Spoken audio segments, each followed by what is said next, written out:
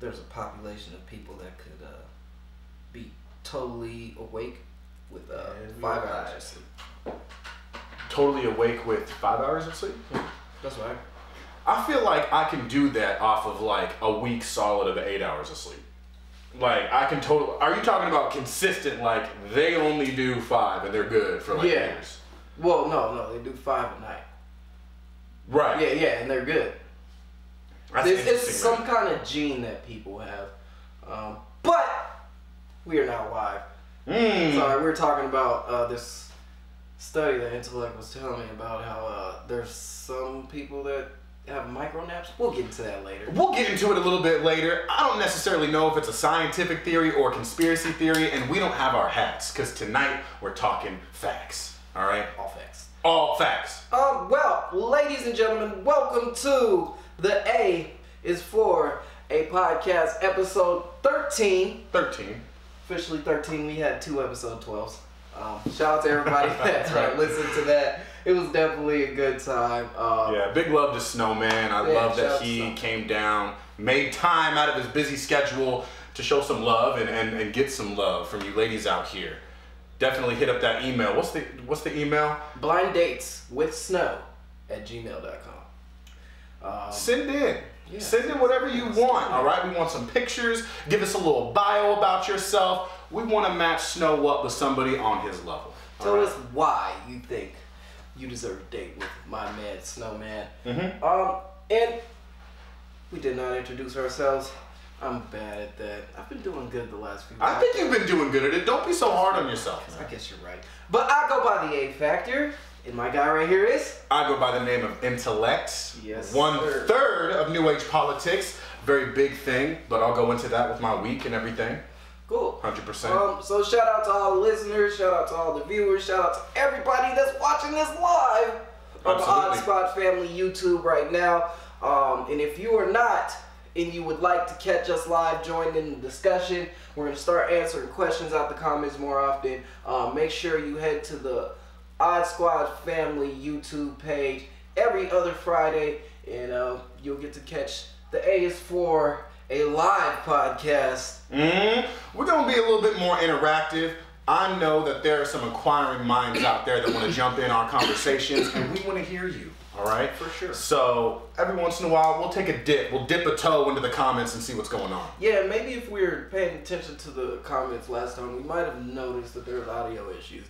I wonder if they were getting it on. Yeah, I put a couple comments in there, and I was trying to figure it out on my end, but I don't hear anything so far today. It sounds pretty clear. Okay. Cool. Perfect. Keep us in check, ladies and gentlemen. Yeah, if you start hearing audio, fucking up or anything. we're getting all glitchy, you hearing every third word. This is important, especially today, because we're talking facts. Yeah, and of course, to the podcast listeners, you didn't have that issue. But if you would like to join in the podcast live on YouTube, we're gonna try to get this straightened out. That way, it's a good stream every week. No audio issues, no video issues. Absolutely. Or just play the podcast on Spotify, get on YouTube live, start them at the same time and just mute your YouTube. And then you'll have the most superlative combination of entertainment you've probably ever seen. How about that? I think that would be difficult because I don't think you can play Spotify and a YouTube video at the same time. It might be difficult. The timing might be crazy. It'll take a couple tries. You might have to have 2 phones. Or at least 2 devices. At least 2 devices, for sure. But yeah, either way you listen, thank you for listening. Thank you for watching. You got things to plug this week, sir? Yeah, absolutely. So my crazy brother Crazy dropped a 1 tape to Chance the Rapper's Acid Rain. Literally one of my favorite verses that he's ever done. It's really funny because somebody in the comments actually called him mumble rap. And I felt this rage just build up in my ribcage, but then I realized this is actually a really dope thing because naturally Crazy's lyrics is more simple on the surface, but they're way deeper. And I really like how it is resonating on all different angles. People are calling it mumble rap, people are calling it his most profound verse he's ever done. Check that out, we want your opinion. That is on Seattle's New Age Politics on Facebook. Also, George Crazy Davis through Facebook, and I think we dropped a promo for it on Instagram. That's just New Age Politics on Instagram. Hey. So definitely check that out, and we got a music video coming, and I'm very excited about it. And that's actually a solo video from Crazy. So more to come on that. You know, we also need to work on an official New Age Politics Odd Squad family song. We had Why one. that? We had 2.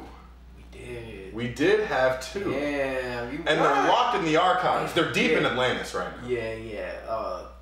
The Payoff, that's probably one of my favorite songs. The Payoff is one of my favorite verses. Because that shit got crazy. Yeah, absolutely. That shit gets crazy. Absolutely. Yeah, so New Age Politics, Odd Squad family. I wrote that verse at a good time in my life. Yeah. Everything was just happening smoothly. Yeah. It was a good, that was a good point. It was a perfect hook, payoff, all your hard work will pay off at that moment. You know, It was a good time in our career too. I think that was the real big transition that we made, where we made a real huge leap in our production quality as far as videos and videos and just overall music production. And that was right before we actually signed with Action and Only Dreamers.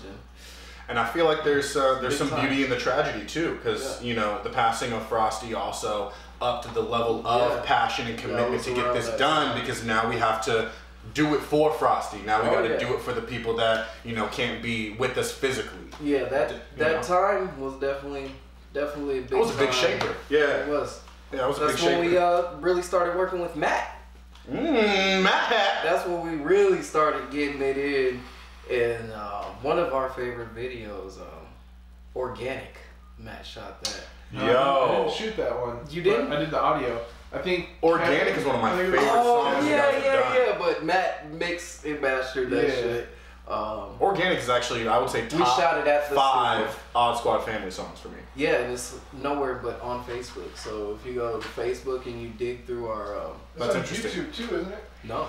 I don't think we've ever put it on YouTube. It's only on Facebook because we're sketched out about putting a remix on YouTube. But funny, I didn't even mean to go into the story, but it's funny to have these side stories. Funny thing about that video is we had mad plays. I want to say at least... He said mad plays. 50,000 in like the first week or something, and back then that shit was mad crazy. I mean, right now that's pretty fucking great. Oh yeah, even now, like for those things, I can't exactly remember how long it was. Video was out for a very short amount of time, and Snowman accidentally deleted the fucking video, the whole video. Oh my god! So we had to go back and repost the video and start from scratch. Right, and then the next thing he remembered was a week later, because y'all put him in a coma for dropping that video. Oh no, we gave it to him for sure though, because he just hit us up. He was like, because me and us both like, we were looking for the video. Snowman hit the group. He was like, I think I might have deleted the video. It's like, what? I go back and look. It's really not there. I'm like, damn, this is our most popular video ever. He said, this really just stopped happening. Okay. Appreciate it. Keep it pushing. But we reposted it and it still did pretty well. Yeah, we reposted it and we still did pretty well. But if we had those numbers on top of the new numbers, man. There is definitely a strong point in momentum, especially in the entertainment industry. And, you know, even in business and building a business from the ground up, whether it's owning a shop or being in the entertainment industry, there is such a thing called the tipping point. And it's a very sensitive thing. So, you know, not to say y'all would have been millionaires without Snowman, but, you know, y'all are going to make millions with him. So, man, you know. I really believe in everything happening in perfect time. So, for you sure. know, it happened for a reason. We weren't supposed to have all those views. It wasn't supposed to happen that fast. Or whatever the reason is, I'm cool with it. Right. We were mad about it. But a humbling moment, I'm sure. It's just one of those moments in time where we're like, yeah, we'll laugh about it later. You're our fucking brother. Shout out to Snowman. Big shout out to Nubs. And as for the Odd Squad family, to keep you guys updated, May 24th, Denver, Colorado. We will be out inside of you, getting it in. Get your tickets now. I was very intimate. I hope all y'all felt that like you was in a room alone and you just locked eyes with you, okay? Yeah, I'm super excited about this show. I can't say enough about it. Man, I just can't wait. I'm gonna stop talking. I mean, of course, I'm gonna plug it every single week until it happens. But I'm gonna stop talking about it.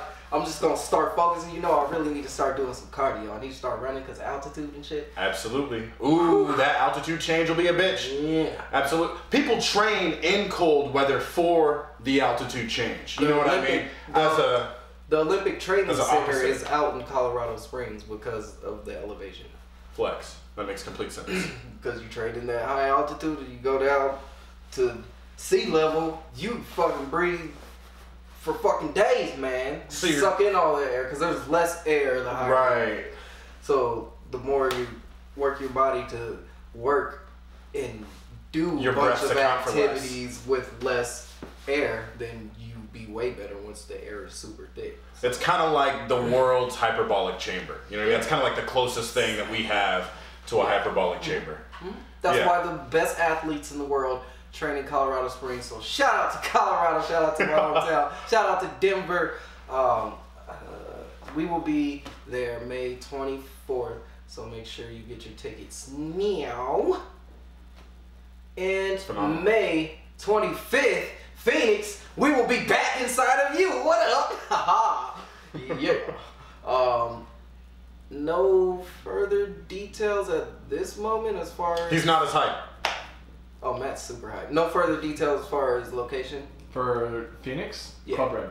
Club Red. Ooh. We got further details. Yes. Club Red, May 25th. That's going to be a good one. Odd Squad family. Club Red's going to be a good fit. We're going to be out there killing it. So everybody, I know we haven't done a local show in almost a year now.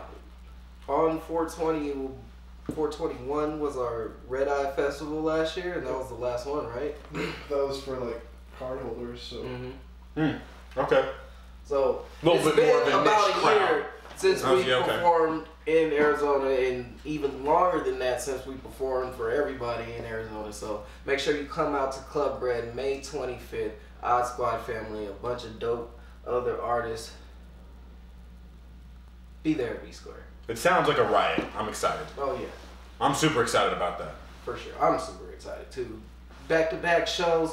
It's gonna be dope. 2 nights of crazy. That's another reason why I need to get my cardio, because you know what I'm saying. I don't want to get burnt out in one night, but if I get my cardio up, I want to run. You gotta I want to be able to You at gotta least ease it in. get a light jog for 45 minutes to an hour before I go out there, because our set is an hour. So if I could get a good hour of running down here, when I go up there, jump around, there's a couple pause breaks, I think I'll be good. Yeah, But absolutely. I need to start training now. And then the next Bro. show in Phoenix, I'll have my breath back, and then that'll be super dope because we'll be in a lower elevation. It's called a second wind. Mm-hmm. He's gonna go out there, purge his spirits, and he's gonna come back and give us the business. That sounds pretty exciting, man. That's tantalizing. Yep. And no video this week. No video this week. Sorry, I people. think 420 is going to be our next drop. Okay, so Saving it up. as you are listening, Rolling it all up, if you will. yeah, this upcoming weekend, 420, expect a drop from Odd Squad family. You know, we're true stoners. We had to say that. I know even if the people never watch this, you can hear us smoking all the fucking time. I hear for sure. when I listen to the podcast. You can hear. I can hear myself when I'm blowing out smoking. I'm trying to talk while I got smoking something on my chest. I'm super surprised that And we you can hear have us lighting shit all the fucking time. like more than cough what we a lot. have. Well, yeah. I guess You know it's what I mean? Relatively. For the amount that we smoke on the Yeah. podcast. Yeah. Yeah. I guess you're right. We average sure. about at least a good 1-2 blunts. This is not too crazy. That's not. I mean, we could It's do over more 2 damage. hours. Yeah, we could You do know. more damage. I gotta be conservative. Yeah. So How was your week? it's pretty good, man. Pretty good. Okay. Been thinking about where we've been going with this last few podcasts. All It's right. kind of telling a story, right? Yeah, I can see that. There's a little bit. We're building some reoccurring themes. Right. So first, I think the thing that kicked it off was the VR, and then that sent me for a trip with the transhumanism simulation. You got super deep into transhumanism. And y'all got even deeper into that shit. Snowman. That's a great topic. It really that is. shit got crazy, man. That was definitely a dope ass conversation. Yeah. So I think the theme has been basically we have these devices, we have these drugs or whatever, and I think what we're really trying to do is we're trying to find the utopia, like where we can all be at peace. We're trying to create it or create something that can help us transcend and get to that utopia or whatever it is. All right, yeah, I can agree with that. I'm to the idea of whatever form of utopia. You know what I mean? Drugs to maybe go to another physical plane within itself, or an emotional utopia where you're in a state of non-confrontation or conflict. You know what I mean? Or in a utopia where to anything you can imagine can be true and you can make it happen. Right. So the action side of utopia. VR. Absolutely. Type shit. So I think that's like in a world where we can just go and the environment itself just creates a perfect something. You know what I mean? That would be, I would consider a certain form of utopia. I think that's like built into our DNA. I think we're always trying to search for that. It's inherent. Yeah, we're looking towards a better future, or looking towards answers in our past. And I think better in ourselves. Right. Better in ourselves, trying to get rid of these human emotions and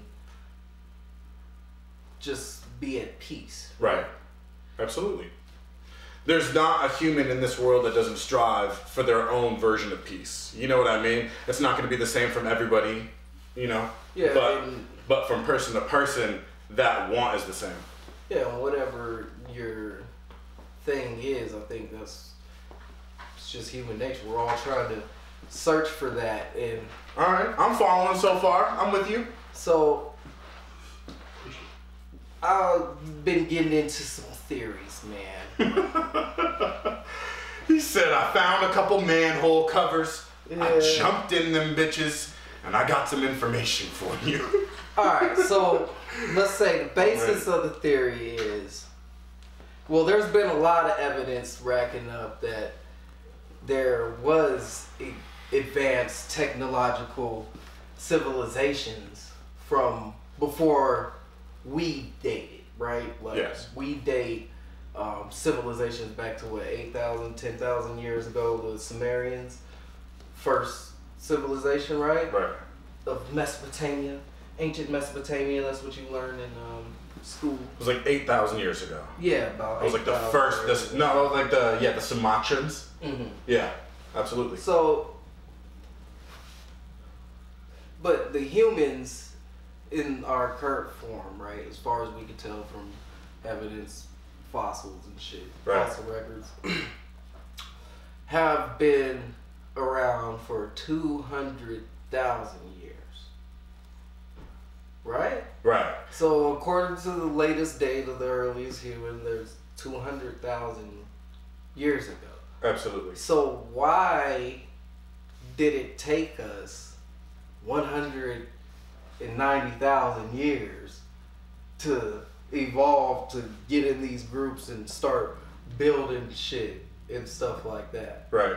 But there's also evidence that there were these ancient civilizations, like you look back, you know, to the Egyptians and shit, like the pyramids. Right. There's these megaliths, these huge structures that we can't even replicate with our machinery and technology that we have today. Absolutely. So I think there was ancient civilizations that were advanced and had the technology and actually built this shit. Like there's this site called Göbekli Tepe, and it's the oldest archaeological site in the world. It goes back to about 11,000 years ago, and it's the biggest and oldest that they ever found. It's the only man-made structure. Say it again. What's the title?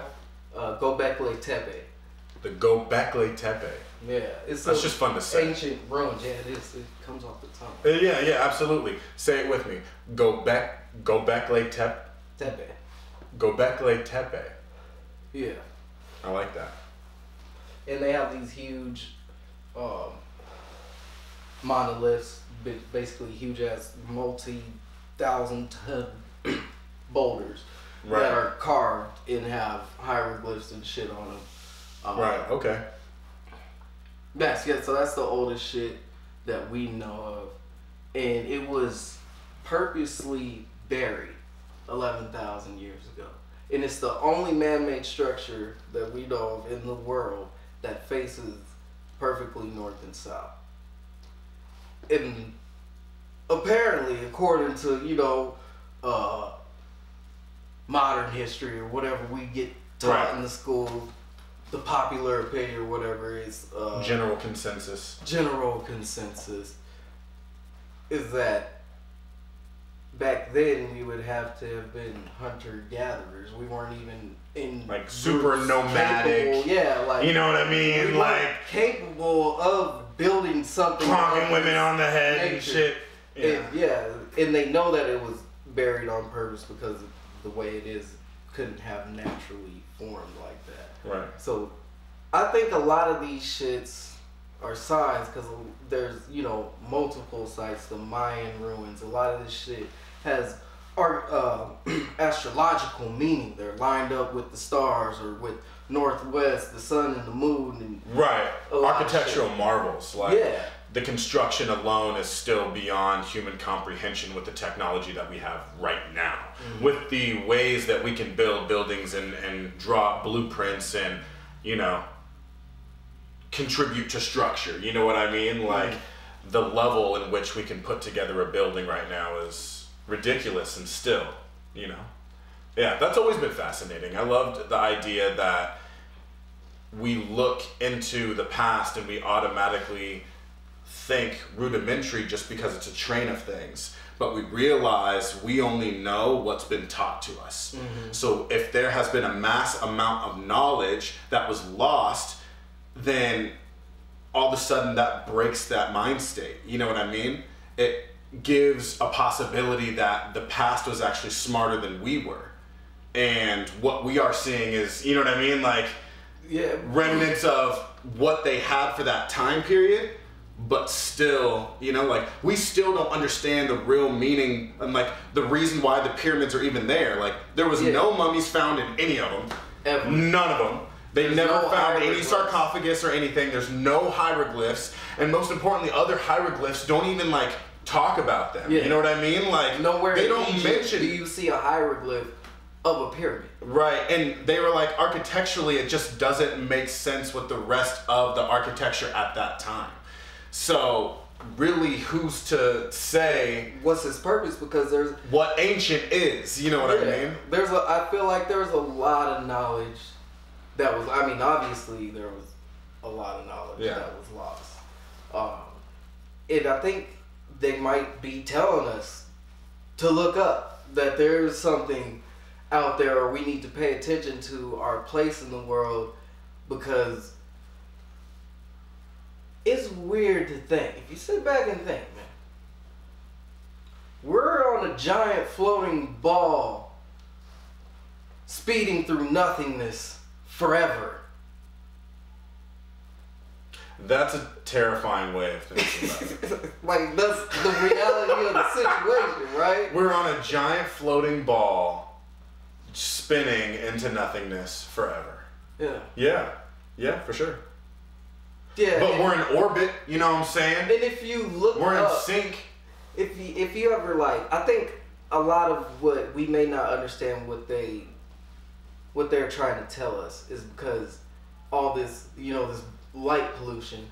There's kids in cities that have lived their whole lives. There's grown people in cities that lived in cities their whole life that have never really seen a star.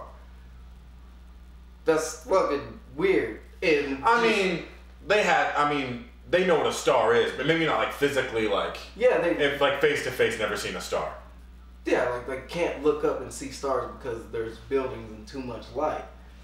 If you're in the middle of downtown, it's hard to see anything. Even since I've moved out to Phoenix, there's a way more light pollution than there is in Colorado. I go back to Colorado, you can see way more stars. And then even last year when we went out to Colorado and went to the festival out there and performed, How was that? It was dope as fuck. But you could see the Milky Way. And just think about those ancient civilizations, what they looked up and seen. They could see everything. There was no light pollution, so they could track, like, there's the theories, like, about the Mayan calendars. It wasn't marking the end of the world, it was marking the end of our pass through in the galaxy or so. So they're mapping how long it would take to go around the actual galaxy. Like, we're not just orbiting this star, they could track that, but they could see so much and understood so much because they just studied it. If you look up to the sky on a pitch black night in the middle of the desert, how could you not think that's God? Like, that shit is so fucking trippy, you can't explain it to people that haven't really seen the stars. So I think they understood something that we didn't understand about our universe, and these are signs, and we can't comprehend it. Or maybe they're just actual ruins. But I think the real ancient civilizations, like, we think they would build it exactly like we would build it, right? Yeah. Like glass and wood or whatever. Maybe they had completely different shit, or maybe they did. And there was, like, cataclysms, like existential cataclysm. This is like human population, like, wiped out almost. Going to down the point, to nothing. Exactly. To the point where maybe there was some high-tech civilization that was there, but due to a shift in the Earth's core or comets, that it's now completely decimated. It's changed. It's a different terrain. We can see on smaller scales what, like, a tsunami can do to landscape and to buildings and shit. It can completely wipe out some shit. Absolutely. Like they said, the tsunami in Japan a few years ago moved that shit 8 feet. The whole island. The whole island of Japan moved 8 feet in a matter of a couple hours, or something like that. No, I think it was like like right when the wave washed up. So so if you think you scale that up to something to where we can't even comprehend, like a day after tomorrow type wave, you know what I'm saying? Right. Some crazy shit. I could see how that could wipe out a great movie. Mass cities. I could see how it's just now an ocean. Yeah, I could see how an island could maybe sink into the sea. Like, I don't think we have a real understanding of our world. Right. I think it could get way more extreme than we understand in our universe, because back then maybe they could track the comets and when they're gonna come and hit us.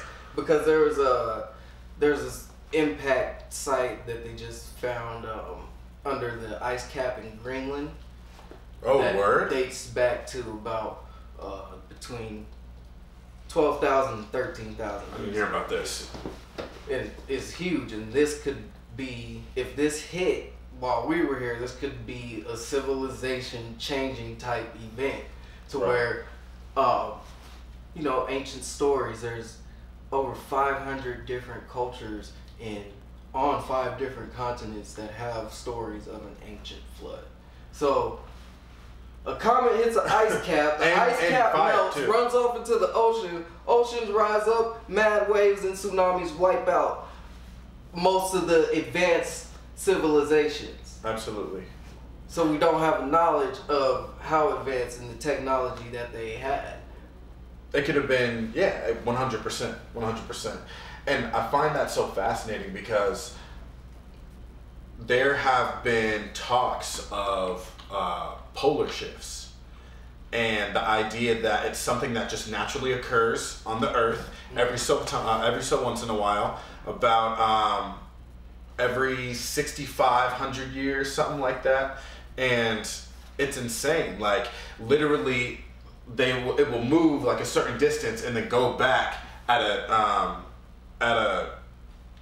ridiculous amount of speed. And we're talking about, like, we have found woolly mammoths that are flash frozen, just by the way you can tell it was done almost in an instant. They even had food in their mouths. Like they were in the middle of digesting and still had the food in their mouth when they got completely frozen stiff. Frozen, yeah. Right. Now these are animals that are literally made to withstand the cold and that climate. You know what I mean? Like how of that massive creatures just like that, you know? I mean, there's little clues like this around the world. Yeah, like 75% of all mammals in North America got wiped out. Bro, see, that's what I'm talking about. 12,000 years ago. You know? Okay, right. And that was right around dated like Adam and Eve time. You know what I'm saying? Little bit further. Yeah. 65 years, right around the Great Flood time. So you know what I mean? Yeah, I'm not just getting this from nowhere. I've been listening to podcasts and looking up information.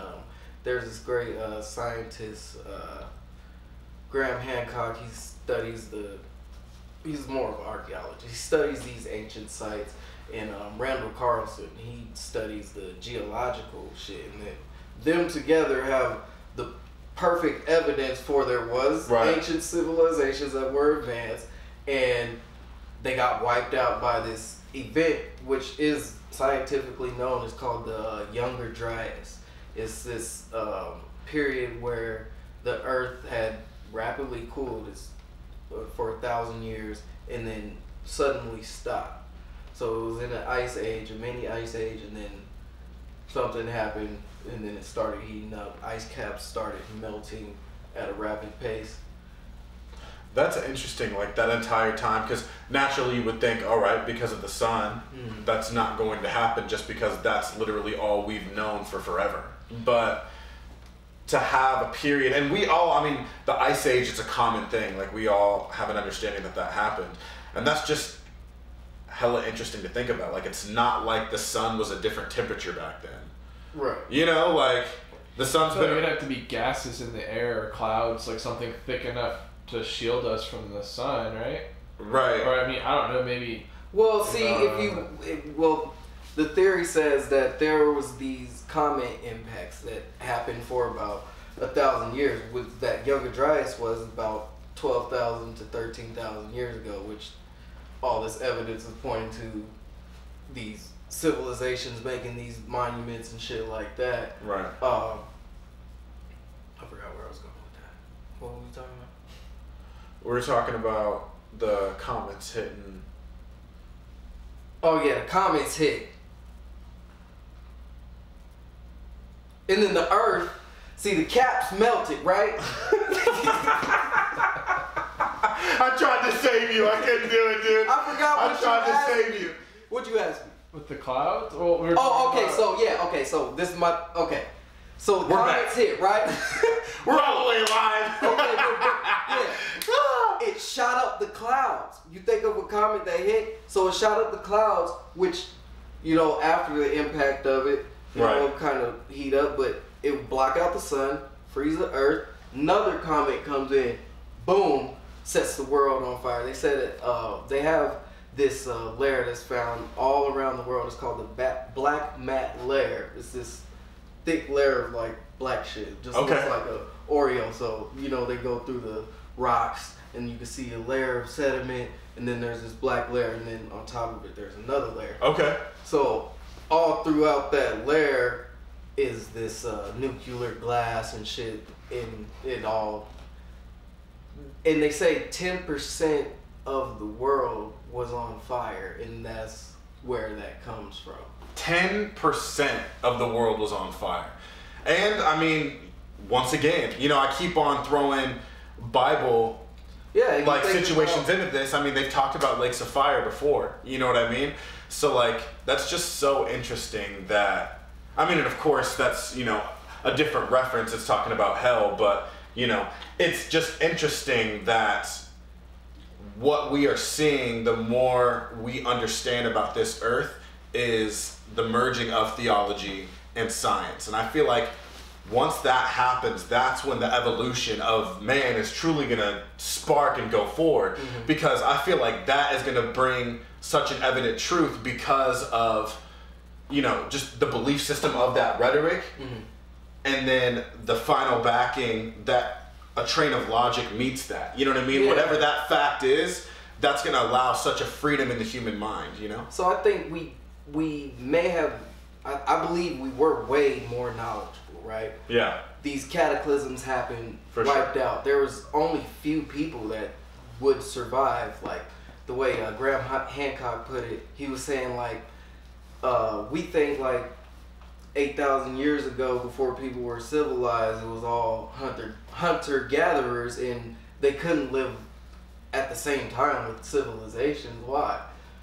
And why is there no evidence of these big civilizations that were technologically advanced? Right. Well, if you think about it now, if something like that happened to us, say it was a polar shift, well, right, like they say, and if the polar shift happens, all of our technology could get wiped out. So the people in the big cities will be most vulnerable because to that's our not gravity. survive. That's our gravitational pull right there, is the north and south. You know what I mean? So once that shifts out, and that'll shift the whole magnetics of everything we know, you know what I mean? And if there were to be a huge comet that hit the Earth, you know, it would fuck some shit up, and these big civilizations will go into unrest for sure. Right. It will get fucking crazy. So, who do you think would survive something like that? Mostly the hunter-gatherers that's not living in these big cities that are usually on the coast of shit. So if there are big floods, right, a whole city could get wiped out. So maybe that's why, because all huge cities are on coast. Absolutely. I mean, and that definitely makes sense. And naturally, with the mass extinction of about, 70-80% of the civilization, there is just going to be scattered people amongst each quadrant that made it out. You know what I mean? Just on a numbers game, you're now a hunter-gatherer, my nigga. Like, there was... you worked at Kinko's, you're a hunter-gatherer, my nigga. Like, so it's time. So what I think is the people that survived with the knowledge met up with the nomadic hunter-gatherer people. The smart people gave those hunter-gatherer people the knowledge, and I think the more nomadic cultures know more about the earth and the land and the stars. So I believe they gave those smart people that had the technology the knowledge to map this out so we can have a warning sign. Oh, this is what happened. And they told the stories. And I think the stories got passed down and interpreted wrong, and through trying to interpret it from language to language, shit, you can't translate every single thing the way it needs to be translated. And then there's some stories from way back when that we just find as false, just as stories. Like, people don't think that fucking Plato was right about Atlantis. Right. Like, a lot of people just think, oh, Atlantis never fucking existed. But Plato got the story of Atlantis from Solon, which was his ancestral... I've heard of Solon. Yeah, and Solon went to Egypt to get the knowledge, because it's been known that Egypt was a center for world knowledge for a long time. Absolutely. And all of Africa was like a desert, or not a desert. It was a jungle, basically, a big forest before it was a desert. Right. But he went to go get the knowledge, and they brought him to this Egyptian temple, which is now under a fucking swamp, basically, because of the floods and shit. He went to get the knowledge. Solon went to get the knowledge from the Egyptians, and they told him about this great civilization that was there 9,000 years from when Solon. It was like 9,000 years ago. There was this great civilization that got wiped out in one day by these great floods. And then through generations, that story got passed on to Plato, and Plato finally published that shit. Yeah. That's insane. So from the time of Solon, 9,000 years before that, that would equal up to about the 12,000 to to 13,000 year mark to where all this evidence is pointing to where these catastrophes happened and mass civilizations got wiped out. So man. But also, I mean, to play devil's advocate though, at the same time, I think Atlantis was real. Oh, you just gonna throw that at me? Of course Atlantis is real, alright? Of course. But I'm just saying, at the same time, you know, as humans, we think and we build stories, and we're the same people. We could be the same people as we were back then, thinking the same story up and, you know, building up this story and telling it as a, you know, as a big false truth. You know, and we just keep on repeating that story, just like when you go to the movies, you know, most action movies, or you can have the opinion that some most scary movies or whatever kind of movies are pretty much the same movie, just thrown into different things. It could be the same thing, you know. Folklore has always been a big part of. Yeah, and I think some of the stories got hijacked and hidden, like the burning of the Library of Alexandria, where most of the knowledge that came from Egypt was. Yeah. Of these ancient civilizations and technologies. It just really doesn't make sense. They had to have something to build these shits. Unless we could start explaining this shit and stop finding so many ancient civilizations. Because last year I was reading something, because they have this ground penetrating radar shit where they could look in the jungle through really dense jungle and see what's under there. And they have these miles and miles of cities and roads that interconnect with each other.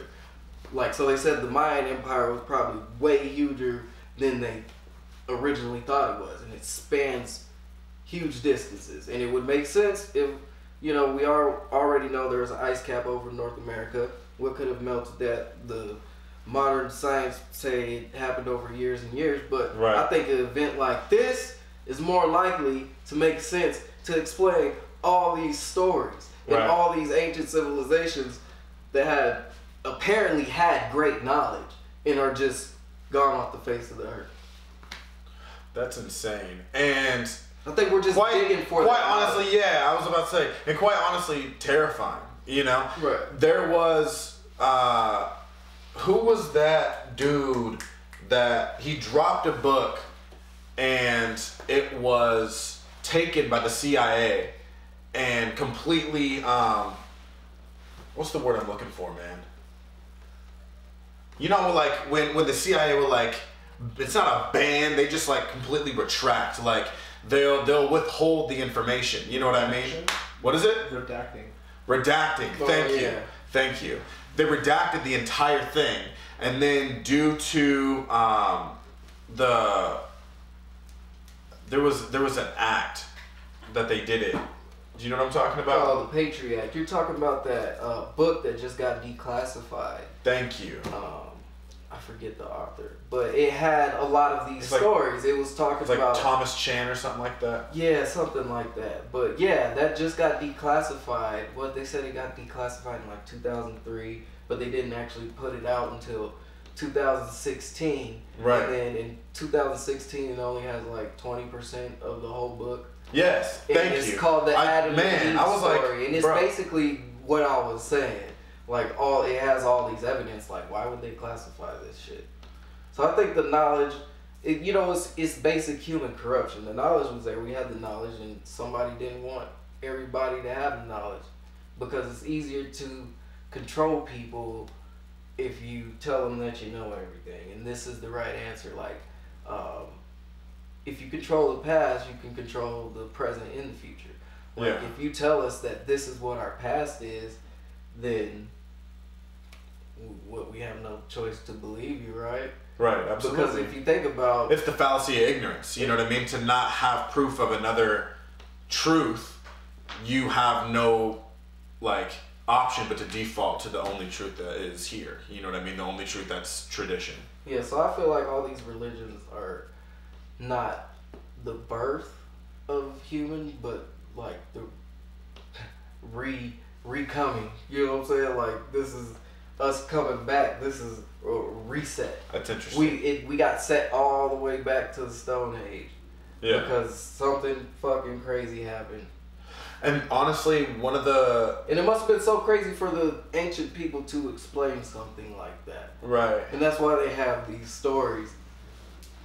And honestly, one of the scenes that I thought was really cool, that once I like saw that book and saw the information that was out of it, which by the way, public information, the articles that we're talking about, there was probably it's like 57 pages that have been released, and you can go to the CIA's website, and it's, I don't believe it's the Patriot Act, man. It's like the freedom of, man, I'll look it up, and I'll post it in the comments. We'll drop the comment. The Freedom of Information Act. Thank you, the Freedom of Information Act. Right. It was the freedom of something. I was like, what was it? So you go to CIA.com, you click on Freedom of Information Act, and there is, a lot of documents that actually happened as a result of that. But you go in and you search in the Adam and Eve. I think it's called The Story of Adam and Eve. The Story of Adam and Eve, and we'll put the comment on the but that will pretty much cement everything.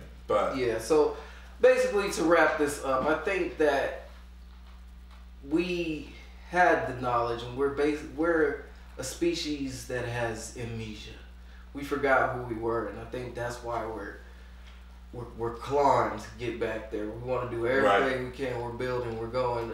Maybe it's just human nature, but I think a lot of the evidence pointed to we were great. Right. And then there was a history resetting event, and I think we need to start paying attention to the cosmos and either figure out a way how to protect this planet or get off this motherfucker. Right. We're using too much resources on bullshit. There's way more shit, like, because if a comet hit tomorrow, wiped out 80% of the Earth, what? Right. What? And it can happen any second. I feel like that. Like, so, I think we need to start... Live your life. You know what I mean? Live your life to the fullest. You know? I think that's even what on the most rudimental thing. We're telling us. Absolutely. Look to the stars, kids. We never really learn, we just remember. We never really learn, we just remember. Yeah. That's interesting. Yeah, just let that sit on y'all for a second. Absolutely. Rest in peace, Nipsey Hussle. That celebration of life was beautiful. Transition.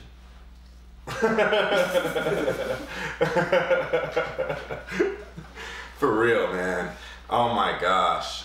It was so amazing to see everybody come together like that. I mean, the fact that they completely filled up and just, wall to wall in Staples Center, that was... Yeah, that shit sold out in 5 minutes. That shit's crazy. 20,000 seats. I sat there and I watched the whole celebration of life. It was a beautiful thing, man. I ain't gonna lie, I cried a couple times, man. That shit was... Yeah, absolutely. There were some real moments. Honestly, the preacher from LA, he got me, man. Yeah. He honestly did. Just the way he was delivering everything, and I felt right in line with him when he was talking about the marathon race turned into a relay race. And then he started breaking down the ways we drop the baton if we're killing each other, if we're talking bad about each other, if we're not, he straight up said, if we are not buying out businesses in South Central, we are dropping the baton, and that's not what Nipsey would have wanted. I just love the direct way he delivered that. And he finished so uplifting with Nipsey's lyrics and hit him with that grinding out my life. That was hard. I really enjoyed that, man. And yeah, that brought a tear out. I ain't even gonna lie to you. Yeah, that shit was beautiful. That was a good one. Yeah, I feel like last week we kind of covered Nipsey, but I think we got into the conspiracies a little bit too early, and then it kind of veered off. We want to pay this man respects, and I'm glad you brought that up, because that was one thing that I really admired about him, is the whole idea of the marathon, and that it's not just a race, it's not a sprint, it's not going to be fast, it's going to be like a long game. You got to play the long game, and just the irony, like even the preacher was saying, like, his first album was called Victory Lap. Right. Because everything before was the win. That shit is so fucking deep. And that, man, shut up, man. He said that lap isn't even in the race. That lap it's done. This is the leisure lap. Like, that's a beautiful thing. And that's so true, man. You know, everybody always says it's not it's not where you go, it's the journey. You know what I mean? It's not the destination. But yeah, absolutely. He embodied that, and he really showed what kind of a legacy can be put forth. I mean, having Stevie Wonder give what he gave, you know, like that was a beautiful thing. He really united a lot of different people in that room, a lot of different cultures, you know what I mean? YG and DJ Mustard's speech was phenomenal, you know, because it was direct, it was straight, it was to the point. But it was really so monumental, you know, like I like Snoop Dogg's speech, and I think my Snoop was hard, bro. My favorite probably was his brother Black Sam, because Nipsey built a computer. He said, did you hear that story? When he was 12. Yeah, when he was 12 years old, he'd come home with spare computer parts, and soon enough, just collected them over time. Yeah. To build a whole fucking computer. And that really shows that he was, and then them talking about how he was gifted. And it really showed that this guy was different, and that showed during the procession how many people were outside the store to where the shit was delayed so long. They were in the car for like fucking 4 hours trying to get through the delay. Absolutely. The videos are so crazy, man. Like, Marathon is completely it's deep, man. But you also saw it was Meek Mill, Game, and T.I. They went and bought out Marathon. Yeah, I seen that. That was beautiful, man. Yeah, and I think a lot of people, even after he died, with the outpouring, a lot of people didn't even know until maybe the other day when they had that procession in the celebration of life, like, oh, this guy was really somebody. This is somebody really big to these people, to a lot of people. And I really like the relay race thing. Like, and I think that we don't need to talk about it. We really need to be about it. Like they said, a lot of people put emphasis on it during their speeches. It's like, we can't just let this stop when it fades off the timeline, when it's not a popular hashtag anymore. Like, we really have to take this seriously and really carry on his legacy and make this fucking place a better place. Absolutely. I mean, and that, I felt like that was known and felt throughout the world, you know, just the different demographics of stream and camera and media that were there explained a lot of that. You know what I mean? Like, you had everybody from Tidal to NBC out there streaming that, you know? Just the unification. You had, Barack Obama there. You had, Minister Farrakhan there. Speech. That shit. Yeah, that shit was. That's insane. Deep. He really brought about a forceful change, and it's so sad that it had to get brought to this magnitude with his passing. But we got to take that baton, man. Yeah, absolutely. I don't want to see this shit fade out by the beginning of May. You know what I'm saying? I don't want to have this forget. And I won't forget. I'm gonna keep on bumping Victory Lap to remind me, man. We gotta follow his lead for sure. So absolutely. R.I.P. Nipsey Hussle. Let's keep his name alive. Let's keep his legacy alive. The marathon continues. The marathon does continue, man. And big shout out to Lauren London. Yeah. She really did her thing, and I'm happy that she had the strength, and I'm happy that she didn't, it wasn't a long speech. I felt like, I was like, man, you don't have to speak right now. You know what I mean?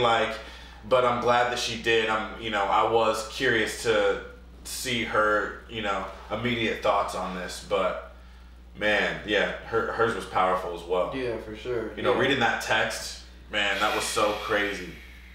And it was just sad. It doesn't really become real until you I seen the casket and I was like, damn, that's fucked up. Yeah. And then I watched the whole fucking shit. Basically, I took a nap and I woke up and after the celebration of life, and I turned it back on, and they were just at the Marathon store, and that was ridiculous. Just crowds, thousands and thousands and thousands of people out there. The cars couldn't even fucking move. And then I went and smoked and did some other shit, started cooking dinner and shit, went back and looked to see if anything was still alive, and they were just getting to the funeral home at like 7 o'clock when it was supposed to start at 10. It ended up starting at 11. But wow. So 8 hours later, right. And that just shows how big this man was. And if y'all really feel the way y'all feel, let's really keep his name going. I feel like it did start a ripple, you know. It's only human that these type of situations jar us to an evolution, you know. And sometimes we need that, you know. I kind of consider myself a chaos theorist in the idea that there is some of the greatest beauty in this world that was created from some of the greatest destruction and some of the greatest pain known to man, because that's, I feel like, how we evolve the spirit side of us, you know what I mean, and understanding the connection between all of us, you know what I mean. Every single time we get put in this situation that we have no control over, it's not science, it's not an experiment that you can do, it's something that you have to deal with and evolve from, you know, that will, I feel like, force an epiphany or force an awakening, and it's been proven throughout history. You know, I feel like the assassination of Martin Luther King, you know, was one of them, not to compare the two, but, you know, on a different scale of severity, I can definitely see the potential of this sparking a new way of thinking within a society. Yeah, and I wasn't even, you know, conscious being. I was like 3 years old when Tupac died, but I feel like just knowing what I know of Tupac and knowing what I know of Nipsey's like a better example. I feel like his death will have more of a positive impact and actually see benefits, not benefits. Right, benefits, absolutely. but you know, see something come out of it. Right. Well, and you know, I've been hearing a lot about the comparisons and, oh, this is worse since Pac died. Like, first off, I feel like personally this is worse than Pac, just because I think it's just on magnitude of this. And Pac was more in the public eye, and he had more people to love him because of the stage that he was on, right? And the idea that, you know, Pac was still like in the limelight doing some bad, like he was accused of rape, bro. Like he was accused of, he was a real big bad boy. Nipsey is way different because everybody, it's just an outpouring of love and telling you how 100%. Good of a dude he was. I wasn't out there, you know, but I'm pretty sure I was, you know, my age when Tupac died and there was social media, there would be a population of people that would kind of be celebrating it, because kind of like that weird feeling that happened when Triple X died. Yes, we were all like, whoa, and then there was a certain people that are like, people were trying to and just being super insensitive. Yeah, so I guess in that comparison, he was closer to Pac, right? Than Nipsey, bro. But we won't go there. This is all we're not gonna go, But like, yeah, I just feel like there's really no comparison within that realm, you know, because for me, the things that were ultimately sad about Tupac's passing is A, it's a soul passing, period. B, he was a prolific speaker, you know, and he had a lot of interviews that showed his intelligence and showed his potential. He died young, you know what I mean? So there was a lot of great music that could have been and came out of Tupac. All of that is said, I mean, I don't know. It's weird. It's starting to get weird to argue who had a worse impact on I think we just need hip-hop. To stop comparing. It's not a compare, I don't know. I felt weird mid doing it, so I'm just, it was weird. But at the same time, just like, man, like, he was putting a lot of physical action. We got to see, for me it was just a more of a devastation to the culture, because we got to see the work that Nipsey was doing and the seeds that he was planting in the community. You know what I mean? Yeah. With Pac, it was a potential thing, and that's what killed it. So I guess it's not worse. It's different. It's a different feeling. You know what I mean? It's not necessarily worse, I guess. Right. I think that's a good way to word it. So one more time, man. R.I.P. Nipsey Hussle. R.I.P. Nipsey, fam. Let's carry that baton. And shit. Well, on a lighter note, I seen this tweet, right? Okay. It said, "There's no logical reason that we don't sing happy birthday to babies when they're born, because that's literally their birthday." That's the number one day. That's the birthday. Yeah. Wow. Why don't we do that? My kids happy birthday when they're born. I'm super excited that you gave me this fact before I had a child. Feeling, right? Yeah, absolutely. Wow. As a society, like, you missed the first one. You had one job right then, is to say happy birthday. Yeah. You just cried. That's all you did. You just cried instead. You know? Like, why would we sing that every year after that day? Right. Literally, after that day, every year, from the day, we just sing that song to them. Because we're constantly making up for the mistake that we made subconsciously. Because we never just learn, we remember. So subconsciously we know that we fucked up, and it's a crucial fuck up for our kids. Yeah. So we're constantly just trying to make ourselves whole, you know? So with that logic, should we like sing happy second birthday, happy third birthday, happy fourth birthday? Mm-hmm. Happy 88th birthday, dear intellect. Happy 88th birthday to you. Get a dermatologist. That's what I would say. Oh shit, who owns that song? So then I think it's public domain. Oh, okay. But, so I mean, like, your 88th birthday would mean you're 87 years old technically then, right? Yes. Alright. Damn, you're right. So birthdays don't mean your age.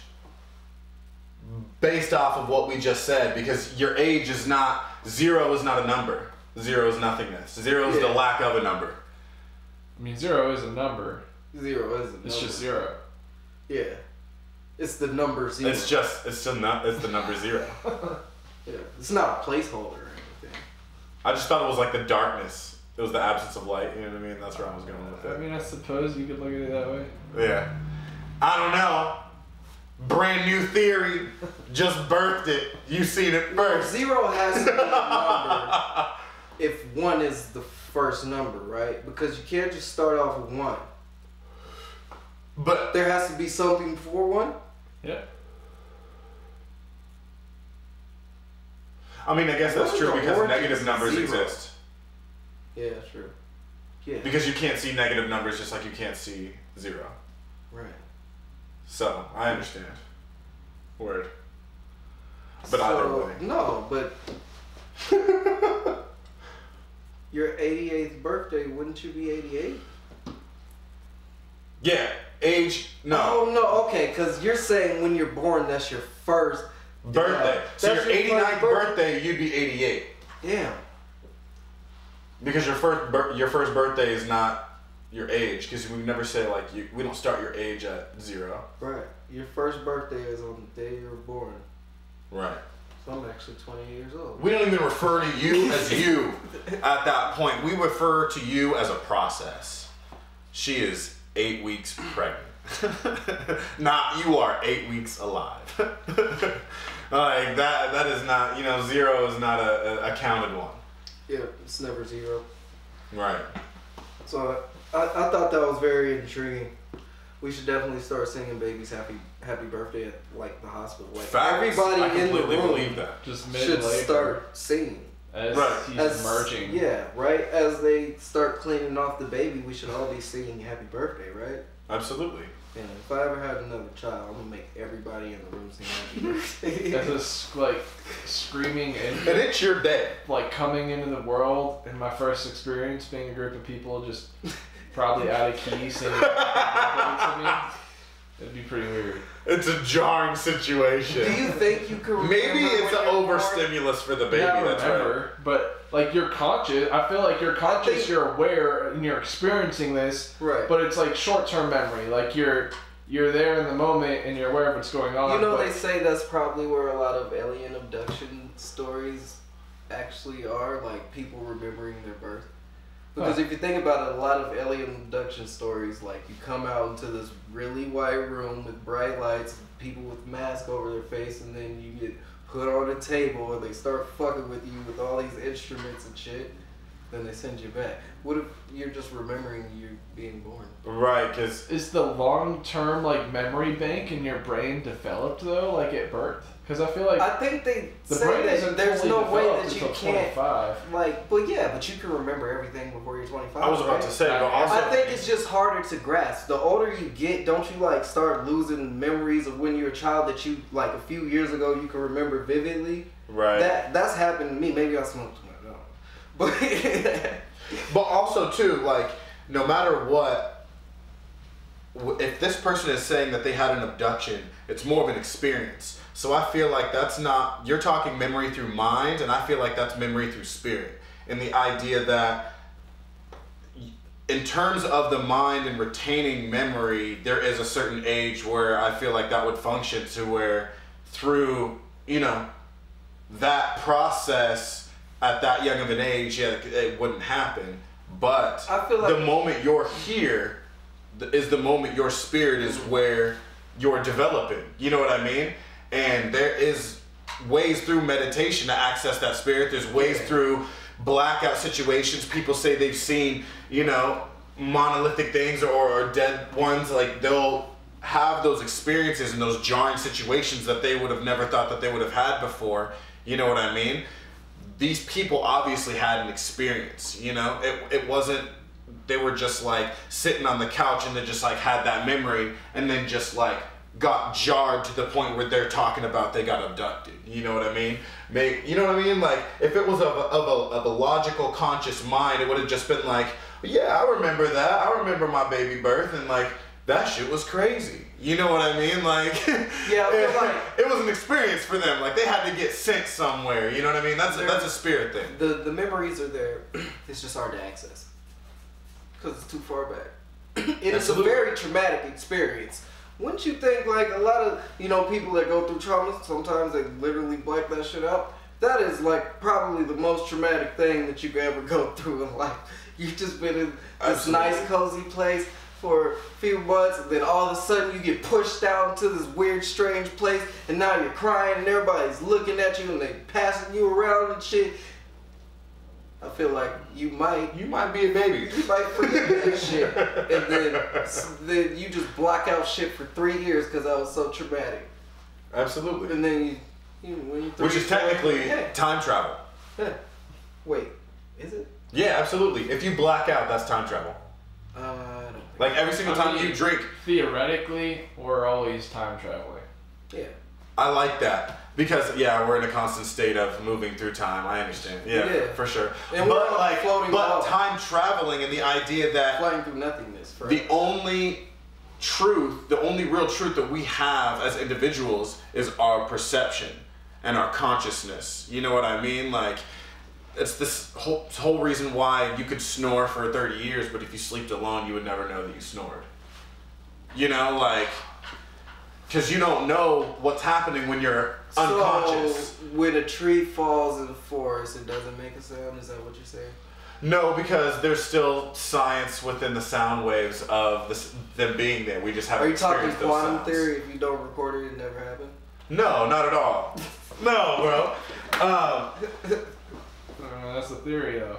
That is a theory. That is a theory, though. So the only way, like you said, if the only way you can measure if you snore is somebody sleeps by you, or if you put a camera on yourself or recording device, but in the act of having somebody sleep by you or put a recording device or a camera on you, then that's why you snore. No, but technically, what I'm trying to say is like.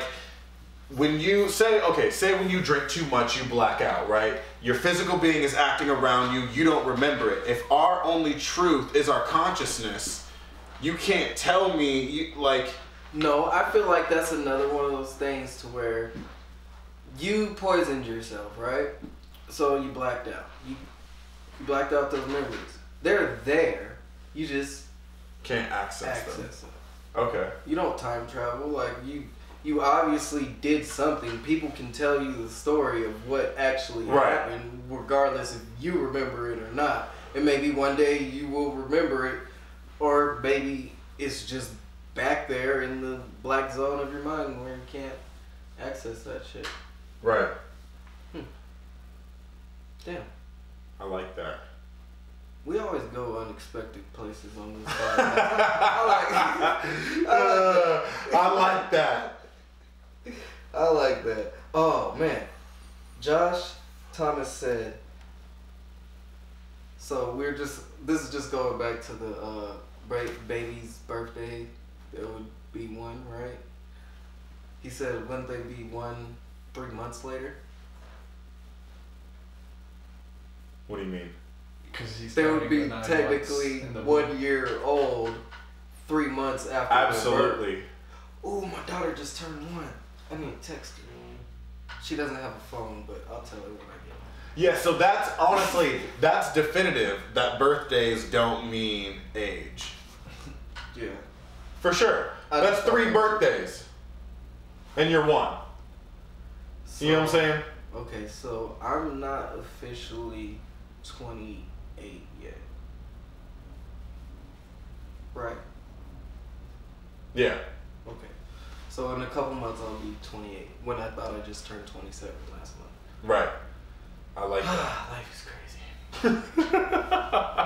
Know your real age, all right? And then act it. Know your role, ladies and gentlemen.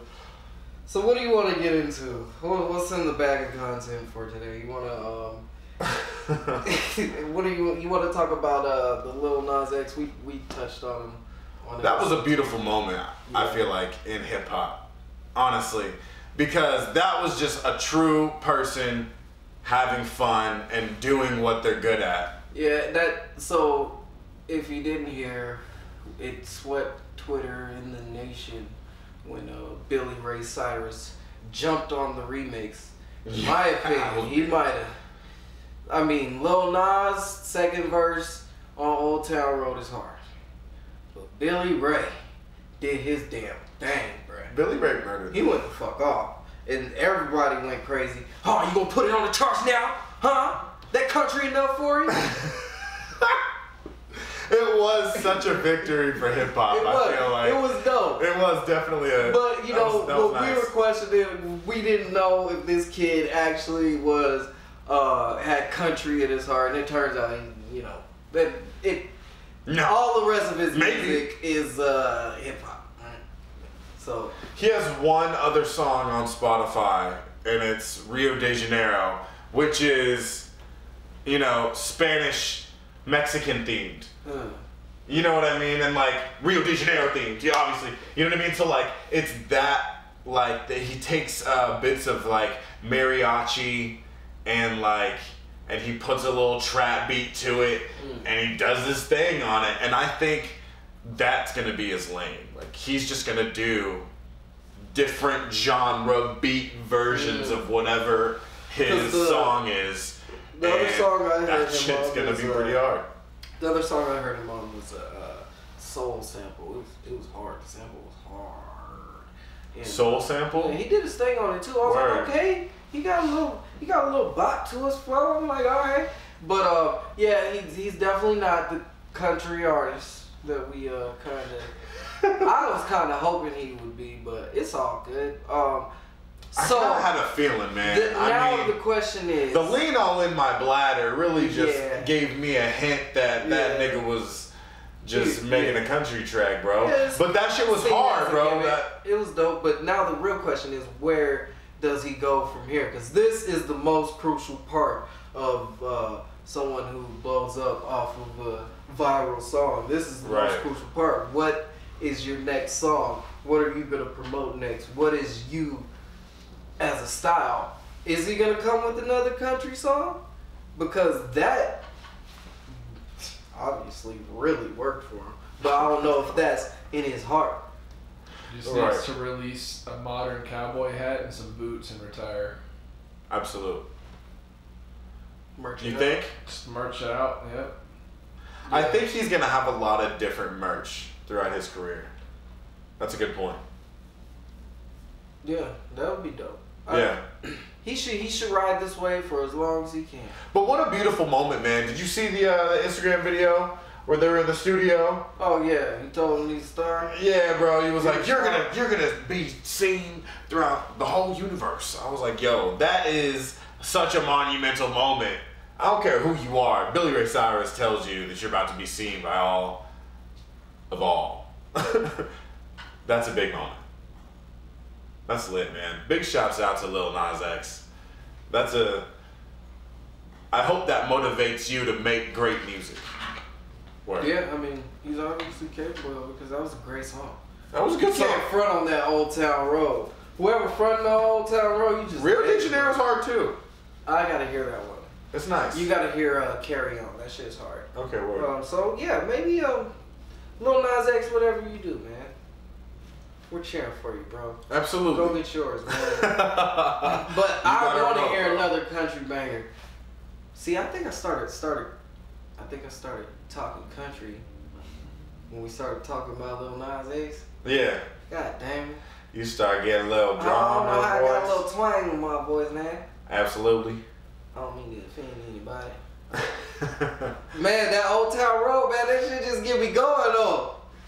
He said, I want to be you, okay? In those moments, just like when you listen to Nipsey Hussle, like, you want to be a Crip if you're not a Crip, you know what I mean? You listen to a Schoolboy Q album and you're like, man, I want to see Walk right now, bro. Even though that's not even you. Like, people have a way of immersing you in their world, you know what I mean, musically. Yeah. Like, you feel like a Don when you listen to Jay-Z and say, you know, like, that feeling that you get, that presence that surrounds you, you know what I mean, with great artists. It's the vibe. It's the vibe. You know it puts you there. Yeah, exactly. We'll get deep into the vibes one day. I need to go on a study binge into the vibes. The actual Maybe that'll vibe. be... That shit is like a popular Maybe term. that'll be a reoccurring. We need to dig down. Maybe that'll be the next saga. Okay. We'll dive into the vibes. The vibes. The real vibe. Post a comment on what you want to know about the vibes. Yeah. And we're going to keep it exactly that vague. Yeah. And I think if you've been following the podcast, you should know what we mean. Absolutely. I think we talked about the vibes. Take a little bit more of a scientific route. Yeah, man. And expand it into some theory. Yeah. You know? I like the way this shit is going, man. It's going pretty good. Building something here. Absolutely. We're going to get down to some shit, all right? And we might be exposing some major truth on here. So I'm pretty excited about it. Yeah. And then we'll get into some shenanigans, of course. We're going to come up with some shit. What kind of shenanigans happen this week? Man, let me see. Yo, Magic Johnson said, hey. Oh, man, that shit you know, I'm gonna bow out. All right, I'm done with this, you know? Man, if you know me and if you can see me right now, you know, I'm LA all day. Been a fan since Shaq. I was a big Shaq fan in the day. First poster I remember of course, having man. in my room is Shaq Duncan in the Orlando Magic uniform. Then I just followed him and then fell in love with Kobe Bryant. So I've been in LA my whole life basically after Jordan, right? Of course, every kid in the 90s was a Jordan fan. Absolutely. Unless you're a hater. Or your pops was a hater, then he didn't let you like the Blues. Right. Yo, Pops was a Celtics fan. You know what I'm saying? Knicks fan. He said no. But man, Magic.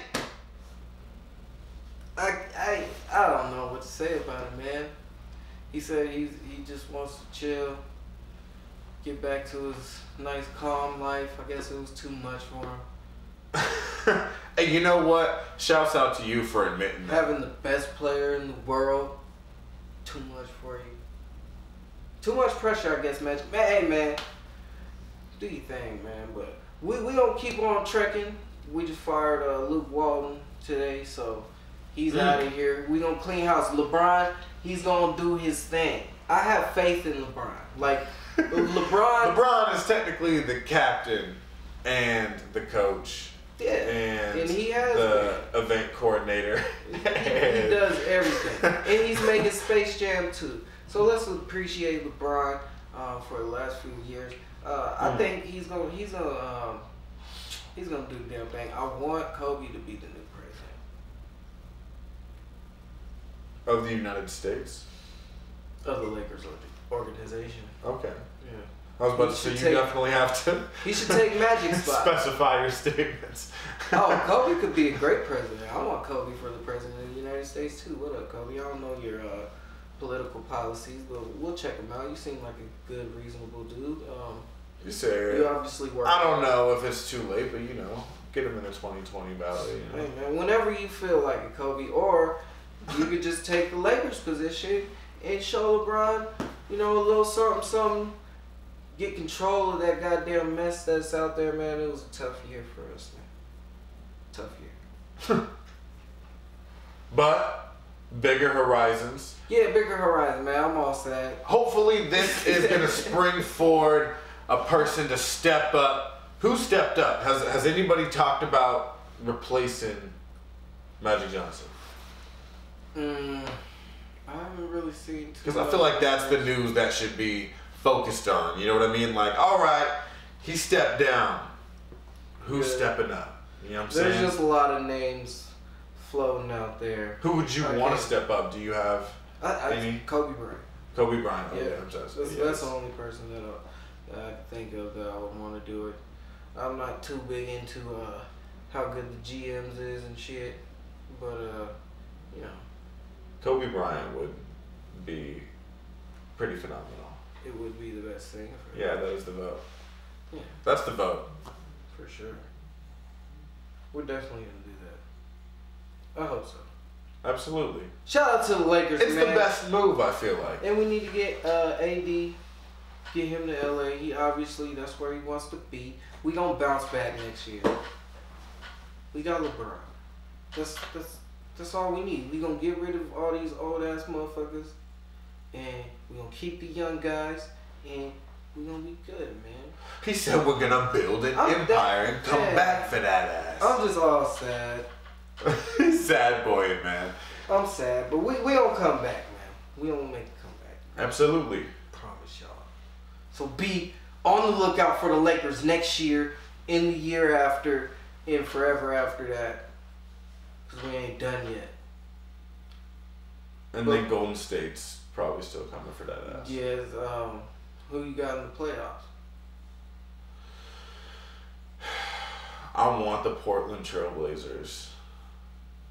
Yeah, that's not gonna happen. But it's probably gonna be. I'm a Northwest kid, brother. Yeah, I feel you. I want the Portland Trailblazers, but I'll probably say Golden State. You think Golden State gonna win it all again? Absolutely. They very well could. They could. They definitely have the best team in the league. I was about to say their roster's looking lovely still. It's kind of a Patriots thing right now. Yeah, they always get into the playoffs and they turn it up another notch. It's kind of a Patriots thing. You know what I mean? Like they hit every it's empire mode. You know what I mean? Like just like the Heat. They had theirs, like Celtics had theirs, where they just turned up, and like the Bulls had theirs. You get that empire, you get that certain mesh of people. You know what I mean? What should have happened to Seattle? You know what I'm saying? But when we had the Legion of Boom was so magnificent. Defensively, that was one of the best coordinations we've seen in a really long time. You know what I mean? There's like Baltimore Ravens, you know what I mean? Defense, I'm talking about like certain areas of the Steelers, but man, absolutely. Yeah, they definitely had a very good defense because you weren't paying Russell Wilson that much, but now he wants all that money. I ain't say by the 15th, y'all better have that. Appreciate you, Russ. he might be out of there, and then Seattle might go to shit. But we'll see. Guess we'll see. Absolutely. Oh man, we got a little sporty there. I don't think we ever talked about sports. I don't think that was the first time. Yeah. We just broke sports virginity. Yeah, because Magic Johnson, obviously. Absolutely. I'm wearing this Lakers jacket. And you just had to call me out. But it's all good. Yeah, man. Appreciate you, Magic. You just created new horizons within LA. Yeah, you definitely paved the way for a better tomorrow. You did. And thank you for your service, sir. Right. Glad you walked away before you were asked to leave. He could have had that job forever. That's true. Absolutely.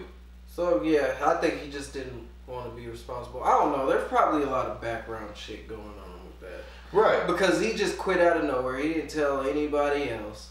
He didn't even tell his wife. They say he was just talking and he was like, excuse me for a second. Walked over and said, hey, Rachel, come here, man. I gotta tell you something. Put the cameras on. I'm out of here. Right. LeBron didn't even know? That's LeBron's organization, bro. He said it was a surprise to everybody. Everybody in the world. Nobody even knew. So, there's some theories going on. Some people might have to put on their tinfoil hats because they said there might be way more to it. But he obviously didn't want to fire Luke Walton. I don't think he got what it takes. You know what I'm saying? They said he wasn't there a lot. He was hard to find sometimes was the direct quote. Yeah. And hard to find. Yeah, so he has a lot of other business. He said out of commission. Another life that he obviously just would like to do more than this. He just wanted to attach his face to that shit a couple years ago, motherfucker. Well, you possibly got us LeBron, even though I think he probably would have came there anyway, because everybody knows he wants to move to LA to make Space Jam 2 right. and a bunch of other movies. So, thank you anyway, if Magic had absolutely any say in that. You know what I'm saying? If he would have never quit in that. If he would have never quit, down the line, he would have fucked up. It's human nature. You know what I mean? If you're into something that you don't give a fuck about, I feel like after a while, you're just going to mess up in something in that. Just naturally, because you're just putting less and less care into it. Mm-hmm. You know what I mean? Like, you just slip with that. So, like, in the world where he never walked away, sometime within that timeline, in that alternate universe where he never walked away, instead of just like 6 months from now is a different timeline, a year from now, 10 years from now, you know what I mean? Just never. He would have probably eventually, within that timeline, been like asked to leave. Like, hey man, like, we can tell you kind of don't give a fuck and it's been like 10 years, so like, can you leave? You know? Like, yeah. Like, so like, I guess it's better sooner than later. Exactly. Thank you for your service, sir. Get the fuck out of here. Yeah. We can't even give him the 2-week notice. He walked out. He gave himself the eviction. Yeah, we definitely. Yeah, he evicted himself. He did, for sure. He voluntarily just moved to the curb. Absolutely. We need an intern. Peeps! He still hasn't even seen the first thumbnail. See, I'm gonna call that guy out. I see you. If you see me, if you hear me right now, Pete, you slacking, bro. And I know I was slacking for a couple weeks sending you the thumbnail. I'm having a conversation. So absolutely. Because this would be what he would be saying to you. No, this is what I'm saying to him. I know, but yeah, he would tell me I was slacking on sending him the thumbnail, for sure. But now you're slacking, fool. I sent you like 28 pictures. 28. The raw files, fam. Weren't even JPEG. He told me he converted them a month ago.